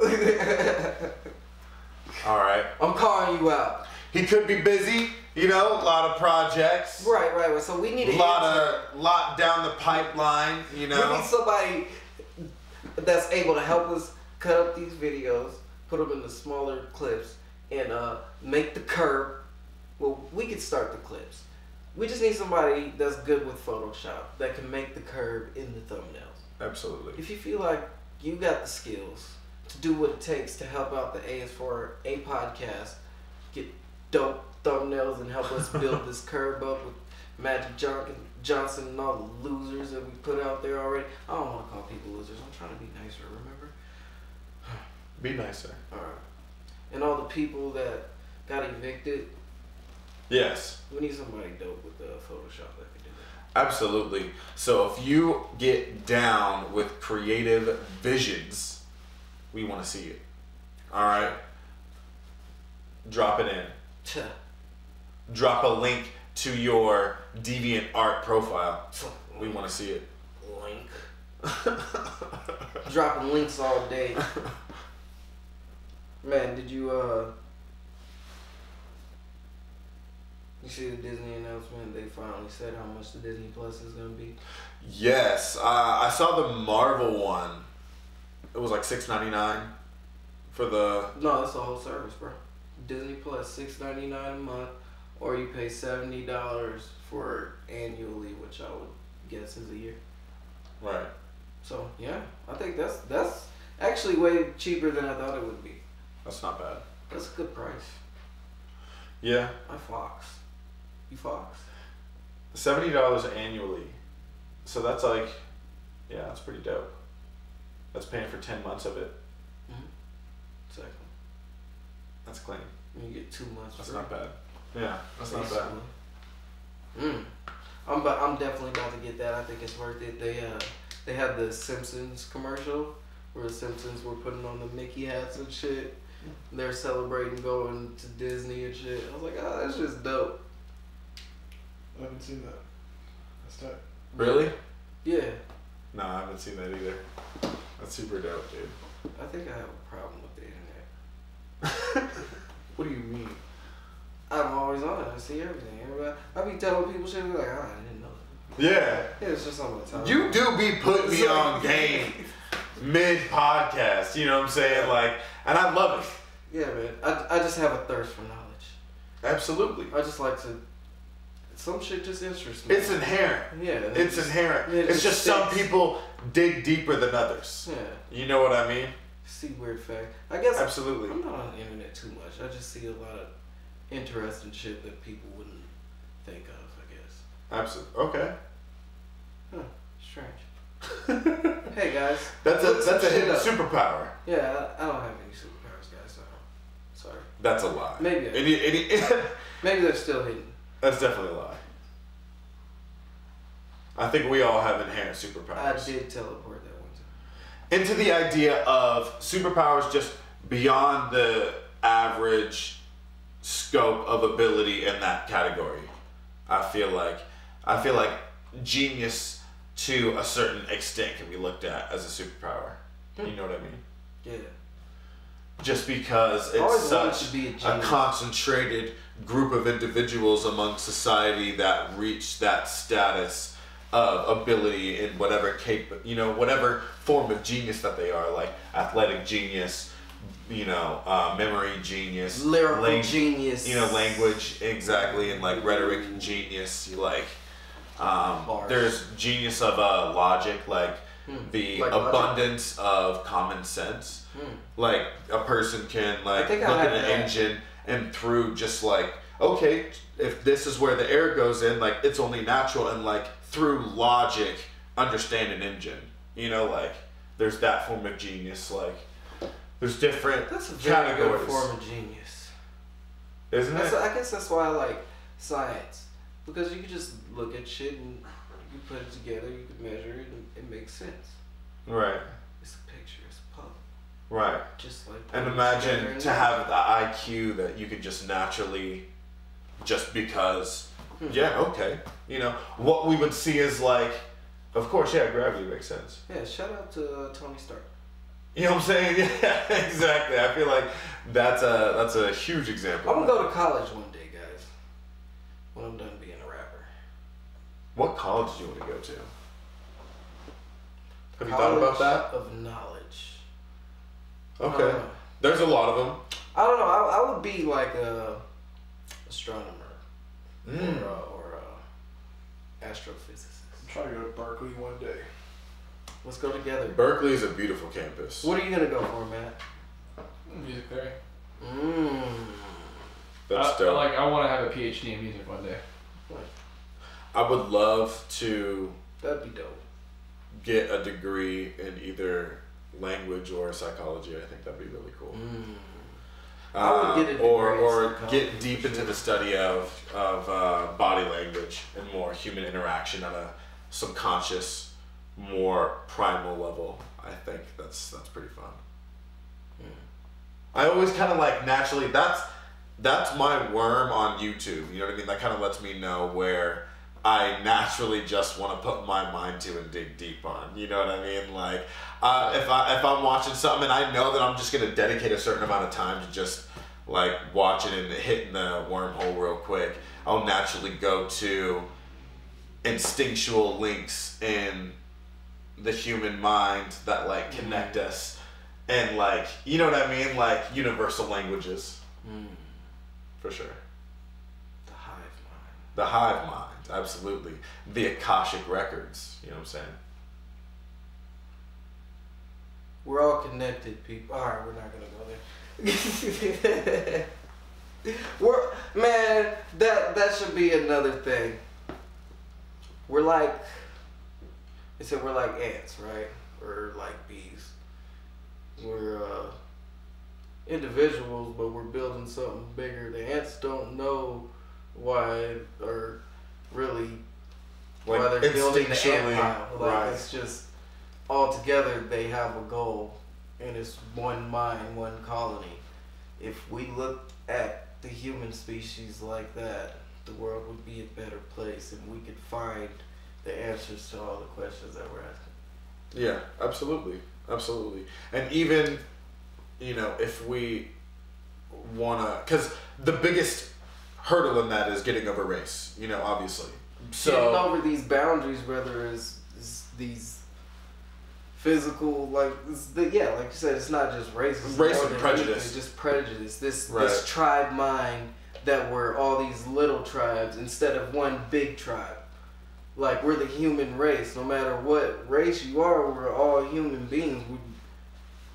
You cut and we all bleed the same color, right? Like, right. It's the cheesy shit, but it's so real. Like, we're all the same people. Why can't we created these imaginary lines to divide ourselves? Absolutely. Though it's not real. Limiting beliefs kill more dreams and failure 9 times out of 10, in my opinion. And we broke off into little groups of people that think alike, and that creates this, you know, group thing to where people just bounce the same ideas off each other and only look at the same information that comes from this one group saying this right. one thing. And you know, it's obvious in politics. It just becomes days, you know, a social norm. You know what I mean? Just that have opposing opinions that are going to war with each other. But if we all realize, hey man, let's work towards something. Oh yeah, that's just conflict is part of nature. And like going back to the ant example, like I think if you were an ant, you would see similar, you know, things reflected in that. You know what I mean? Like, I don't know, like you kind of break off into smaller colonies, like, you know, not the whole ant species or all ants collectively are unified, like they're in their own unique colonies, and True. You know, I'm sure there's ant tribes that have gone to war with each other over territory, or I've seen black ants walking with red ants. But like, they unified, okay? I think humans have an issue because like we don't have a lot of small communities, so like we're not as dependent on each other or familiar with the people that we live around, so like there's that lack of caring for your neighbor in most big communities because you don't know your neighbor, or you know, we're not like working to help our community, we're only working to benefit ourselves in most cases. I think a big factor right. in our separation too nowadays is just the sensationalization of shit in the media and dividing us on purpose. That kind of goes back to when the ancient stories were being told, and I believe that a lot of these religions and things like that came from, and it shows like kind of controlling the people, because if you imagine one of those catastrophes happens and people, they're fucking looking for answers, like what the hell, why? Absolutely. And they tell these stories, gives you an answer. But it's all just because we naturally want to seek an answer, so we always have to question whether those stories have any validity at all. You know what I mean? Yeah. But yeah, absolutely. Ultimately, if we did think as a one, we would move forward as a culture. You know what I mean? That is more of a positive way to think about it. And, you know, tying it all back, instinctually, we strive to have that as a people. And it seems that we are, you know, to the point as a species where it really only happens through, you know, some chaos. Some crazy shit. Some things that draw us to make us go, man, we really have to start acting different. You know what I mean? Right. Like, this repercussion is the repercussion that we didn't want to happen, and like we want, you know what I mean? Like, yeah, because if something cataclysmic were to happen, we gotta change. Whoever's left, we're all gonna come together and understand that now we have to take care of this place. Now we have to look out for ourselves and each other. So it makes a lot of sense. Yeah. But that's the overall thing. We just all need to.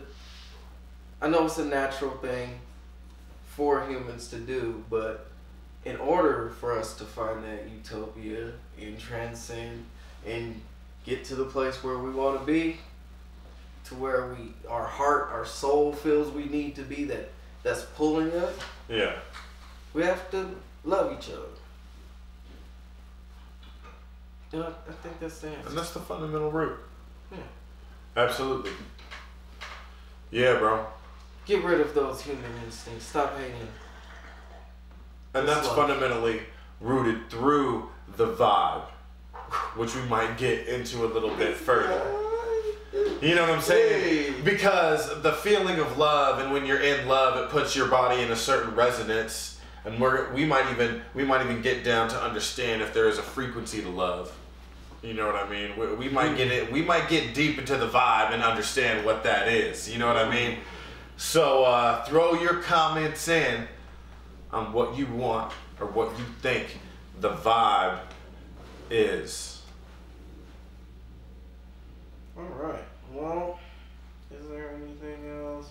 We kind of skipped over the Disney shit, but I'm definitely copping that shit for sure. Yeah, definitely we did. Cool. Magic, Lil Nas X. The first picture of a black hole came out. That is pretty insane. I mean, is it so? If we've never seen what a black hole looks like how do we know definitively like that's just a black hole? Because like math, like they've done through the calculations, and it makes sense that in the center of every galaxy is a black hole. And the center of every galaxy is a black hole. Mm-hmm. Okay. And there's black holes in space apparently, just out there. Like the one they took a picture of is like light years away from us. Yeah. And how they did it, they came up with this algorithm and this technology. They used 5 different telescopes to take this picture and basically see the energy that's going around the black hole from the shit that's being sucked in, basically. And that's why in the picture it's just a little black circle with the orange ring around it. Yeah. So they found a way to just capture the energy around it somehow. Some crazy technology. That's crazy.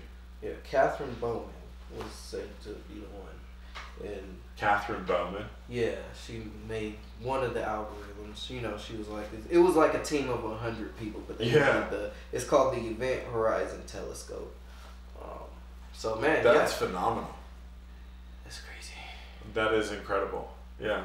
Yeah, absolutely. now we got all What this technology. Maybe we're better off than those ancient civilizations. Well, yeah, I mean, the plateau now is, or maybe once they we already have do all this shit. picture, we can now have, maybe begin the path of relativity. You know what I mean? And that's where, theoretically, the people of our past were. level wise, was getting an understanding of if they see the ceiling and they have the floor, they can really start to understand the room. Yeah, what if it was, you know what I mean? Technological advanced civilizations that mapped out our place in the galaxy and in the universe, and they mapped out all these shits. Right. This essentially is our beginning to the ascension into being an ancient civilization. Yeah. And we're just finally hitting the tip of the iceberg of what they understood. Yep. Because who knows how long those civilizations could have thrived if we only go back 10,000 years maybe, and right. humans have been around for 200,000. Right.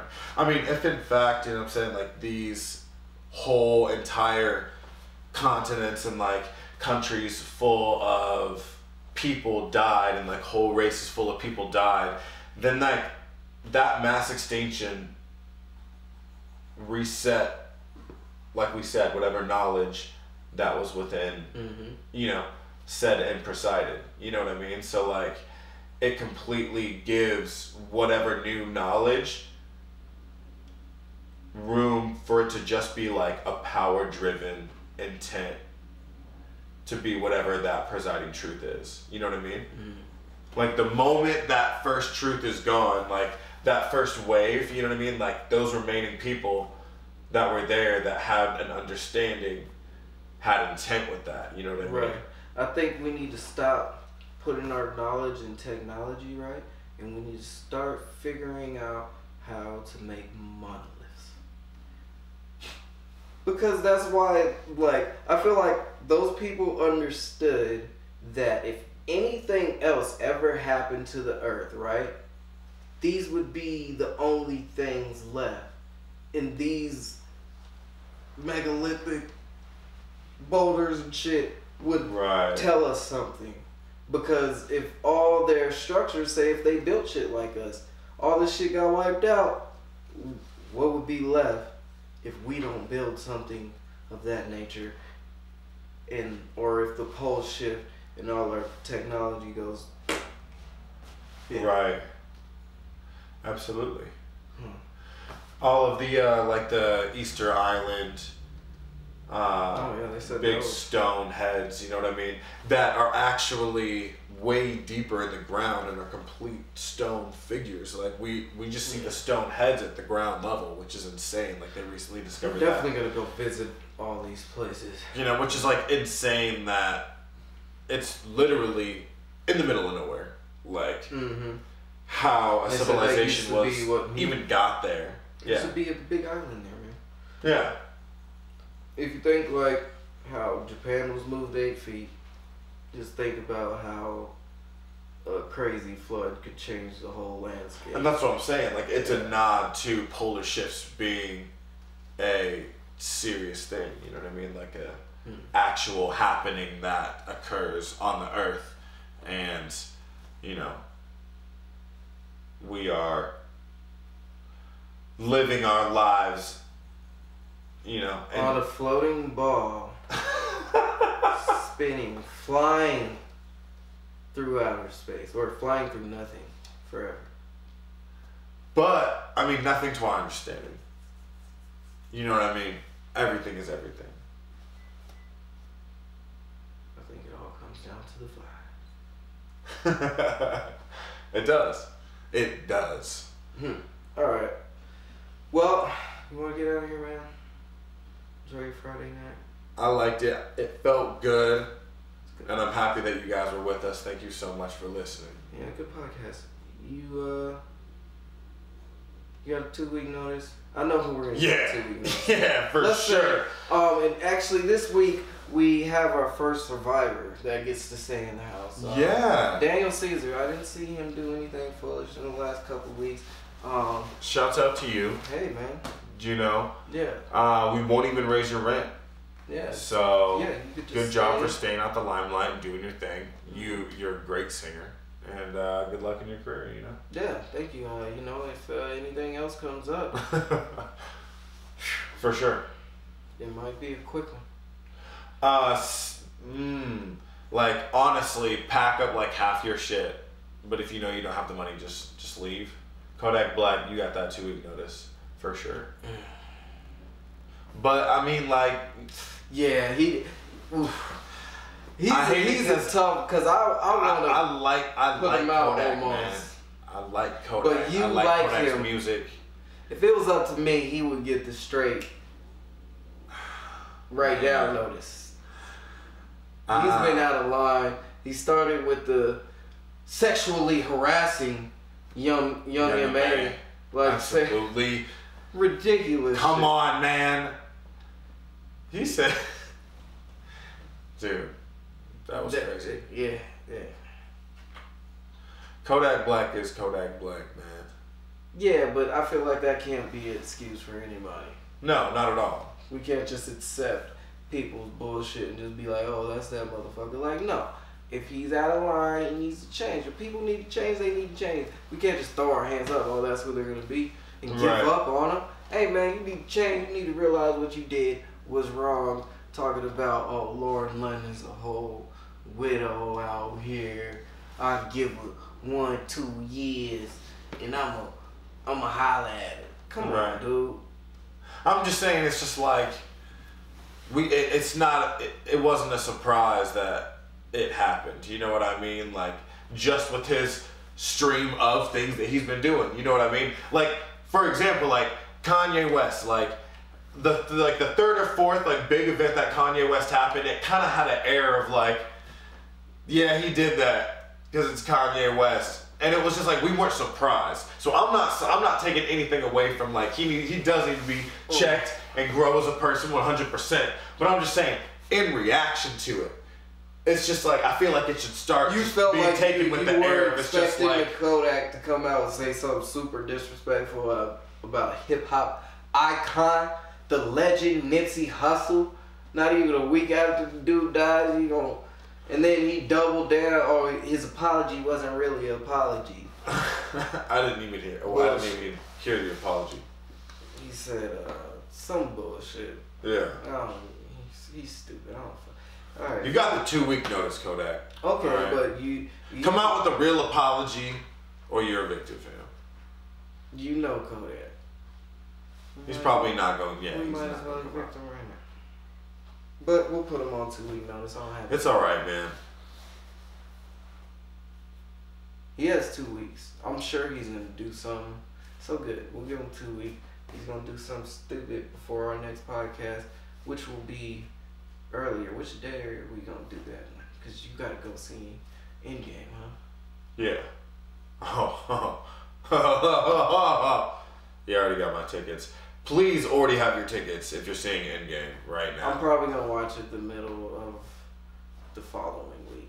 Yeah, that's it. Just to avoid that. No, yeah, because officially you're probably not watching it in May. But I'm gonna hide underground until then because the spoilers are coming a hot 72 hours afterwards, and you know it. Do not go on Twitter. Ladies and gentlemen, if you don't have your tickets right now, you have to understand that if you care about Endgame, pretty much have to forego your Facebook and Twitter until you see it. And that's probably not until May. I might just have to cop tickets for opening weekend, man. If I could find any seats. Man. Maybe it's not as bad as I think it is. No, it's pretty bad. I tried to look for seats the other day. But you got any final theories on Endgame? I have things that would be cool as shit, I feel like it would be really cool if we got to see a couple of the realities that Doctor Strange saw. I would love a little bit of that if we could.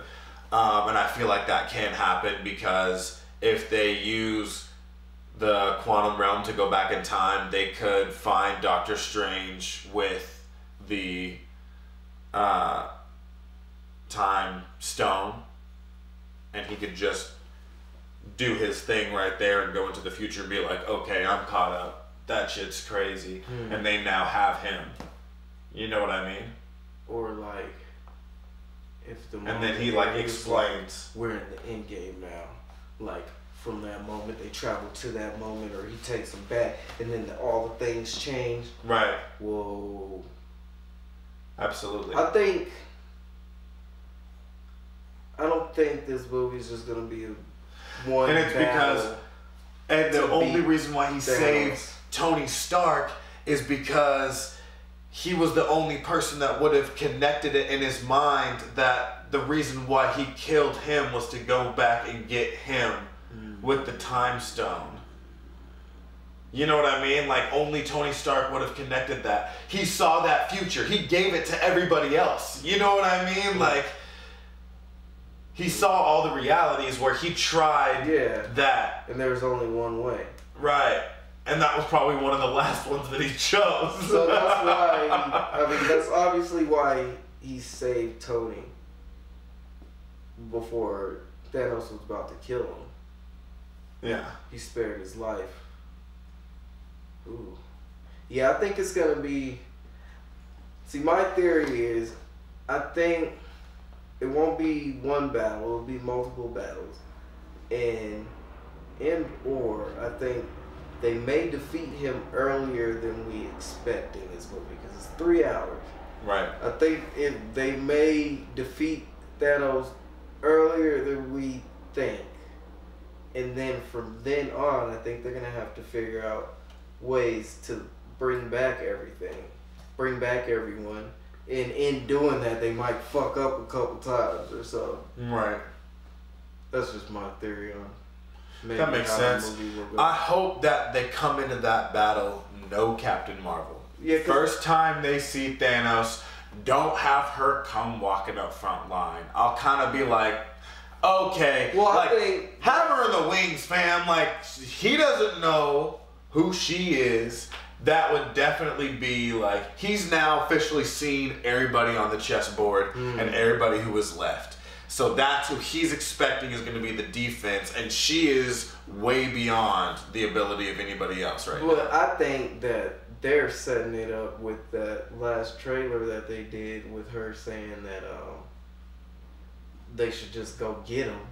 Right. I think that they're setting up her downfall because Captain Marvel, she was so fucking strong, like OD, punching through spaceships and crazy shit. Right. I think that they're showing her to be super cocky about it. They're gonna go in, she gonna get her ass whooped, cause she may not have ever faced anything like that, or she has a weakness that hasn't been revealed yet. Got that Hulk treatment. You know what I mean? How everybody felt with Hulk, where you're like, wait a second, you're Hulk, you're unstoppable. So maybe because he has the Space Stone, the Tesseract, and she came from that power, maybe they'll have to do with something.